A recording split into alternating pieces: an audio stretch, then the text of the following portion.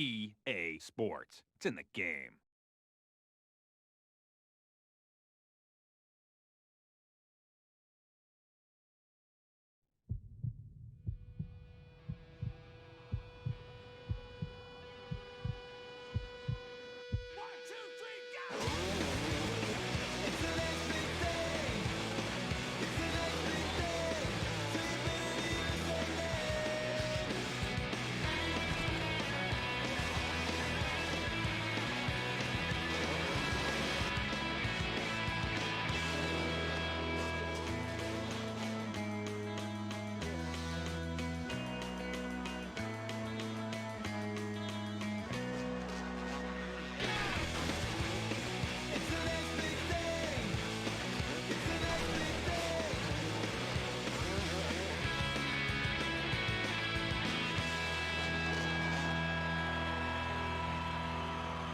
EA Sports Supercross 2000. The 475th game I played was EA Sports Supercross 2000. Like most of the EA Sports games, they had a pretty big budget to spend on licensing. The music they licensed is all vaguely skate punk that'd be at home as part of a Tony Hawk soundtrack, but as we'll see, the stunting in this game pales in comparison to Tony Hawk. Whenever I can in a driving or racing game, I like to try practice mode, if one's available, to get a hang for the handling. The licensing continues as we get to choose from a bevy of real-world facilities, many of which now have different corporate ownership than they did in 1999.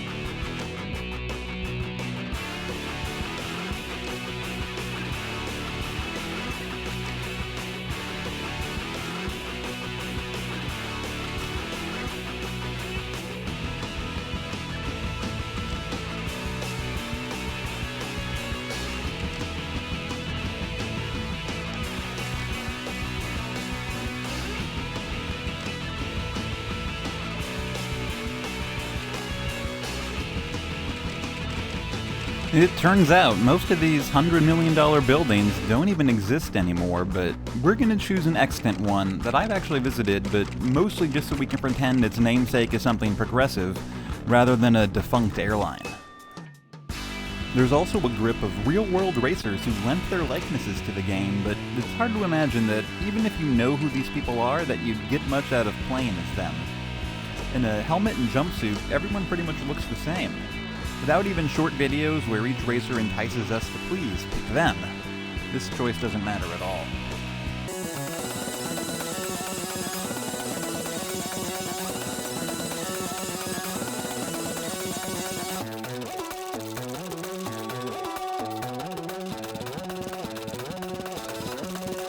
I go to create a rider, but the only choices I have are my name and my number.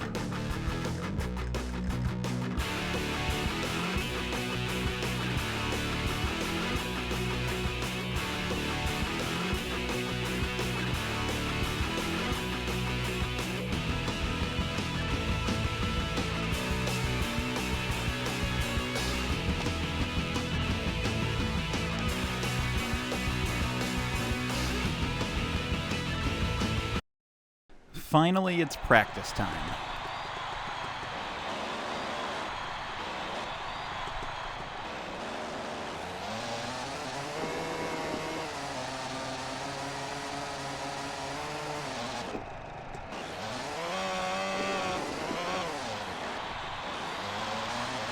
So, this kinda sucks. With the default settings, everything's all loosey-goosey, but sharp turns still require you to slow down a lot before them, and motocross racing is all about frequent sharp turns. I get a little used to things as I keep trying, but it never feels fun. I'm always just starting and stopping and starting and stopping.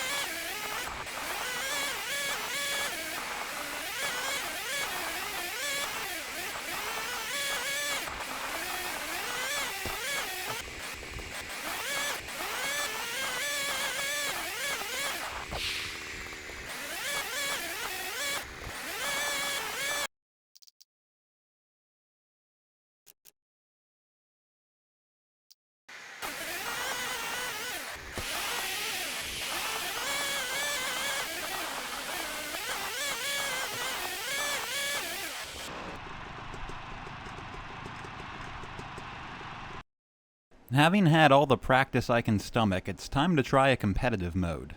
Let's do freestyle first.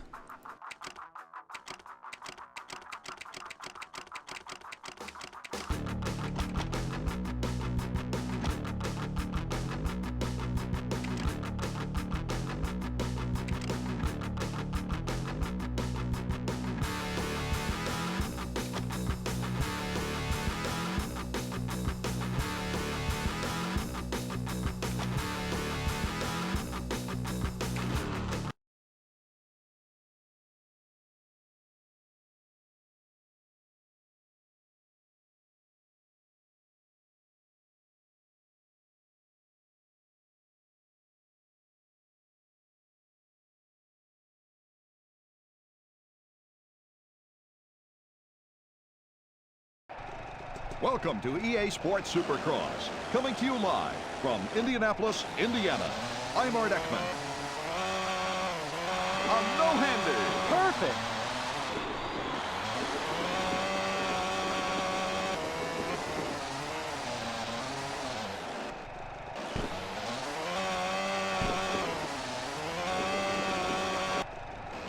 So, this mode sucks too.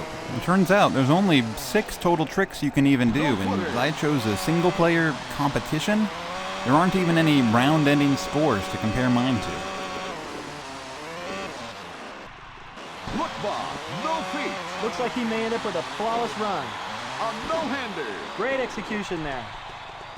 I spent about 5 minutes in this mode, also trying the Pro difficulty to see if that changed anything, but I didn't notice a difference. Let's finally try a race and get this game over with.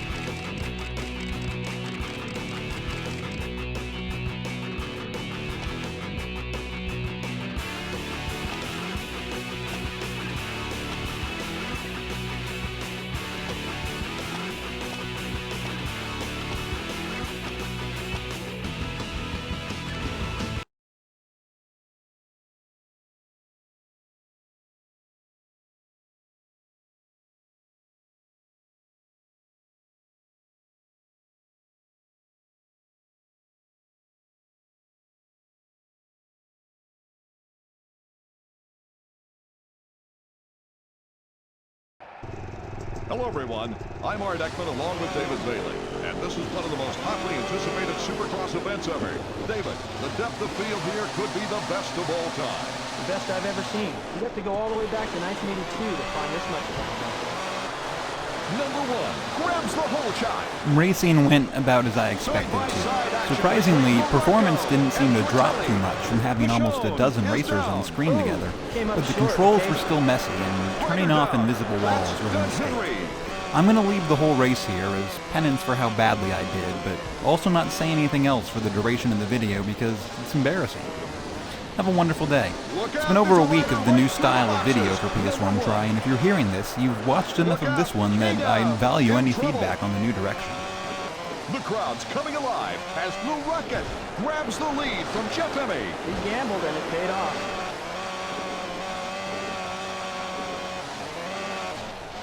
The Rocket, our leader, coming around. He looks solid.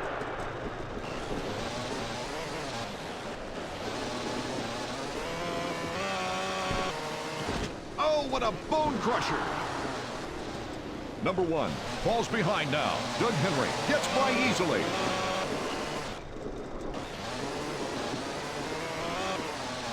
Mikel Pichon makes a beautiful move on John Dowd, moving into 5th place.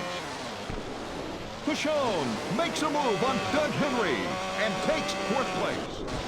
Coming through. Sometimes you just have to make contact and move the other guy out of the way.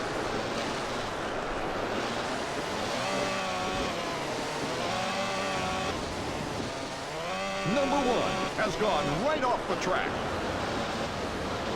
Number 1 has run off the track. 3 laps to go. Number 11, Jeff Emig, looking strong. Jeff Emig's one of the crowd favorites, not just for his riding ability, but for his personality off the track. He loves the fans and always lets them know it.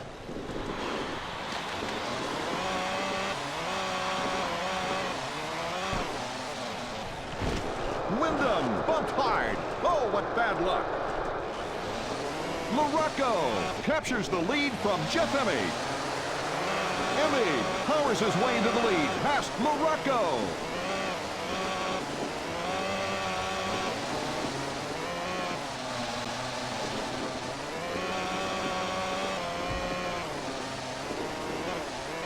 David, where does all the dirt for a track come from?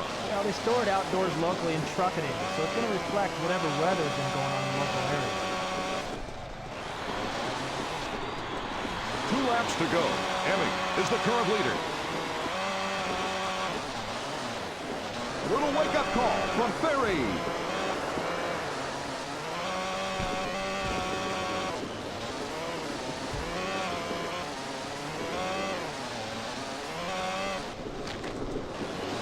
David, explain the whoop section to some of our first-timers. There are 2 ways to get to the whoops quick. If they're tall, you can use timing by jumping 2, 3, 4 at a time. Or if they're shorter, you can hit them faster and try to stay on the top, so like a hydroplane skimming the water. Ouch!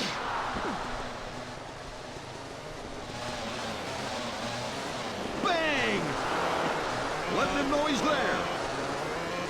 A stylish move by Tortelli.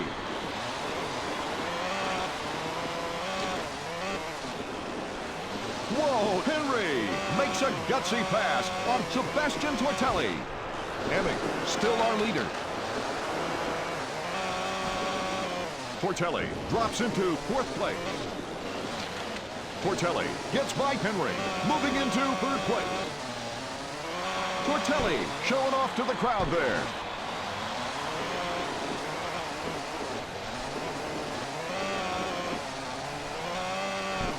There's a problem for Ward.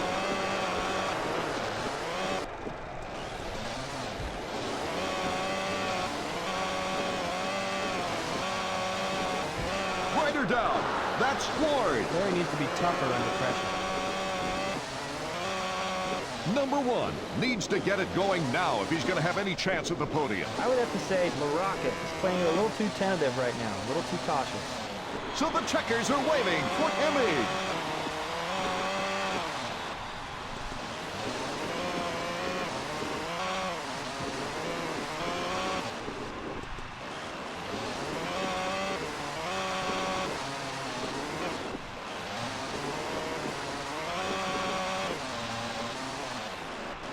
Oh, he really blew it there.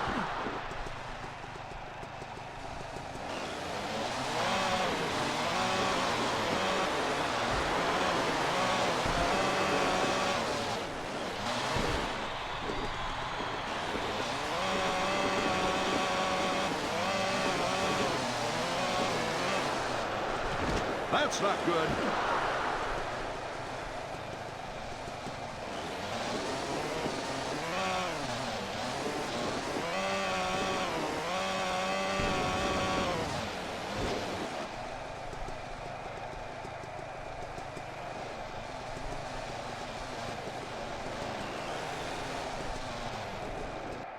So in the main event, it was Jeff Emig, Morocco, and Doug Henry.